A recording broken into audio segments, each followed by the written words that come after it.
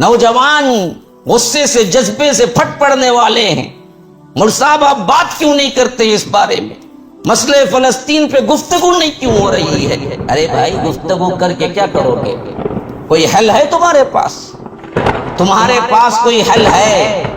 حل نہیں ہے تو پھر گفتگو کرنے سے فائدہ کیا؟ وقت کے ضیاع کی حیثیت سے تو کچھ اور بات نہیں ہے نا. اصل کاس کی طرف توجہ دو، جہاں سے اصل مدد آ سکتی ہے، آئے گی، آنے کا وعدہ ہے. اس پر تو کوئی نہیں گفتگو کر رہا ہے. حالات حاضرہ کے رپورٹس اور حالات حاضرہ کے مناظر اور سوشل میڈیا میں وائرل ہونے والے ویڈیوز پر تو بہت گفتگو ہے، ہمارے بڑوں کی، بوڑھوں کی، ذمہ داروں کی، جذباتی نوجوانوں کی، کچھ کرنے کا امنگ رکھنے والوں کی. لیکن مسئلہ یہ ہے کہ کیا یہ حل ہے؟ قرآن و سنت سے پوچھو. اللہ کی قسم کھا کے کہتا ہوں دوبارہ اور سہبارہ اللہ کی قسم کھا کے کہتا ہوں یہ حل نہیں ہے. فلسطینی بھائیوں ہم تمہارے ساتھ ہیں، یہ حل نہیں ہے. فلسطینیوں ہم آپ کے ساتھ ہیں، یہ سلوگن رکھنا اور یہاں کی پولیس کے نظر میں آنا اور اندر چلے جانا یہ حل ہے؟ یہ حل نہیں ہے. کوئی کہتا کہ مسجد اقصی ہماری ہے، ہم دراصل کیا کریں گے؟ چھوڑ کے نہیں دیں گے. آپ پہنچیں گے ہی نہیں وہاں تک جہاں تک وہ لوگ پہلے سے پہنچ چکے ہیں، تو آپ کے نعرے کیا کام کریں گے؟ کوئی کہتا ہے کہ نہیں فلاں کام کرنا چاہیے، متحد ہونا چاہیے، مسلمان ممالک کچھ نہیں کر رہے ہیں، سب فلاں ہیں فلاں ہیں فلاں ہیں. اگر تمہارے پاس کچھ ہوتا تو وہ پیش کرو نا. خالی خولی زبانی ادھر ادھر کے نعرے سے، ادھر ادھر کے دعووں سے ہوتا کیا ہے؟ تم نے اس کو گہرائی سے مطالعہ کیا، اپنا مسئلہ بنایا؟ جیسے گھر میں کوئی بات ہو جاتی ہے، گھر میں کوئی مسئلہ کریٹ ہو جاتا ہے، سب مل کے بیٹھتے ہیں، سوچتے ہیں اپنے گھر کے مسئلے کو کیسے حل کریں. ویسے تم نے قرآن و سنت کو کھنگالا کہ کیسے اس مسئلے کا حل نکالیں. کیا تدبیر ہے، کیا واقعات ہیں جو ہم پہ بیت رہے ہیں، وجوہات کیا ہیں جس کی وجہ سے اللہ تبارک و تعالی کی مدد ہم سے روٹ چکی ہے. حالات حاضرہ نہیں بلکہ یوں کہہ لیجئے کہ آنے والے حالات میں اس سے بدتر شکلیں ہیں، ہو سکتی ہیں. اور یہ فلسطین تو دور کی بات ہے، خود ہمارا ملک بھی نعوذ باللہ اللہ سے ہم پناہ مانگتے ہیں کہیں فلسطین کی طرح ہو کر نہ رہ جائے. حالات اسی طرف کیا ہیں، ٹریول کر رہے ہیں. ابو جہل نکلا، احد کے میدان میں قرآن میں ذکر ہے. ہاں، کعبے کے پردے کو اس نے پکڑ کے دعا کی، اللہم ان کان ھذا ھو الحق من عندک فامطر علینا حجارۃ من السماء او ائتنا بعذاب علیم. اللہ نے فرمایا کہ وما کان اللہ لیعذبہم وانت فیہم وما کان اللہ معذبہم وہم یستغفرون. یا رب کیا نتیجہ، کیا حل بتایا.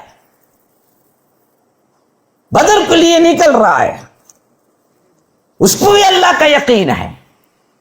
وہ بھی کہتا تھا کہ ہمارے پاس دین ابراہیمی ہے، لیکن مسئلہ کیا تھا؟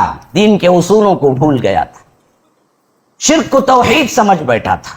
اللہ کے رسول توحید پیش کیے تو اس نے سمجھا کہ یہ غلط ہے، اور اس حد تک اسے یقین تھا اس بات پر کہ کعبے کا پردہ پکڑ کے کہہ رہا تھا ان کان ھذا ھو الحق، اے اللہ جو حق پہ ہیں فَأَمْطِرْ عَلَيْنَا حِجَارَةً مِّنَ السَّمَاءِ، جو مخالف ہیں ان پر آسمان سے پتھر برسا. اَوِئْتِنَا بِعَذَابٍ عَلِيمٍ، یہ دردناک عذاب ان پر نازل کر دی. اللہ نے فرمایا دیکھو میرا ایک اصول ہے، تو دشمن ہی صحیح لیکن تو نے دعا کی تو میرا اصول سن لے، قرآن میں قیامت تک کے لیے رکھ دیا.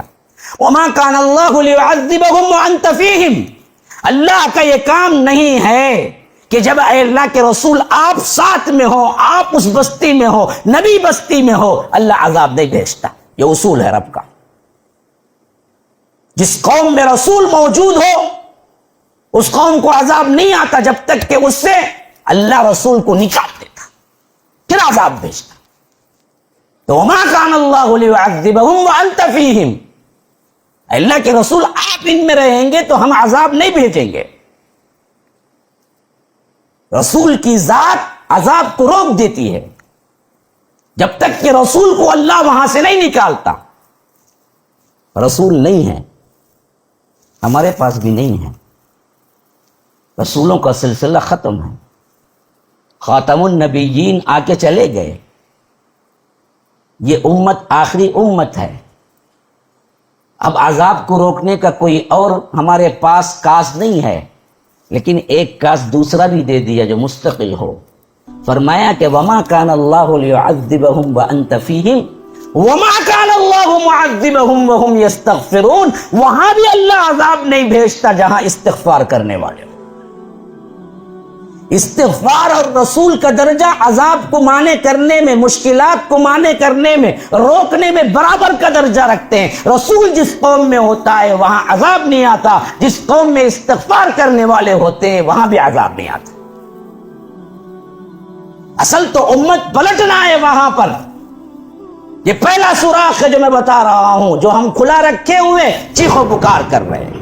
بھائی یہ جو کچھ بھی لڑائی غزہ اور فلسطین اور اسرائیل کے درمیان ہو رہی ہے، اس میں تمہاری زندگی میں تبدیلی کتنی آئی جی؟ کتنی نمازیں تمہاری کیا ہیں، تہجد وغیرہ نوافل بڑھے؟ کتنا استغفار تم نے کیا؟ کتنا تم نے حرام کاری چھوڑی؟ ارے بدبختو اتنا نہیں سوچتے ہو. ہم اسرائیل کے جتنی چیزیں ہیں بیکاٹ کریں گے، اور اس میں بیکاٹ چیزوں میں جلد بلیڈ بھی ہے، اسے بھی بیکاٹ کریں گے. بیوقوف، یہ بلیڈ تو نے رسول کی سنت کو نکالنے اور گٹر کے نالیوں میں پھینکنے کے لیے تو بلیڈ استعمال کرتا ہے. ایسی قوم پر اللہ تعالیٰ کی مدد آئے گی. ہم نے کو پامال کر دیا اپنے گناہوں کی وجہ سے اللہ تبارک و تعالیٰ کی رحمتوں. اس سوراخ کو تو ہم بند نہیں کرتے، ہم پلٹتے نہیں، ہم بدلتے نہیں.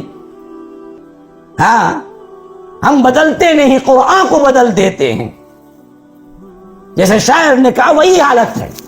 پہلا سوراخ تو ہمارے اندر یہ ہے کہ ہم گناہوں میں اٹے ہوئے ہیں، اور ان گناہوں کی وجہ سے رب کی رحمت پانے سے محروم ہے. میرے بھائی، آج امت مسلمہ پہ گفتگو کرنا ہے تو بڑے علماء یہ بیان دینا ہے کہ بھائی سود سے بچو، حرام کاری سے بچو، شراب سے بچو، زنا سے بچو، بے حیائی سے بچو. اللہ کو رحم آ جائے ہم پر.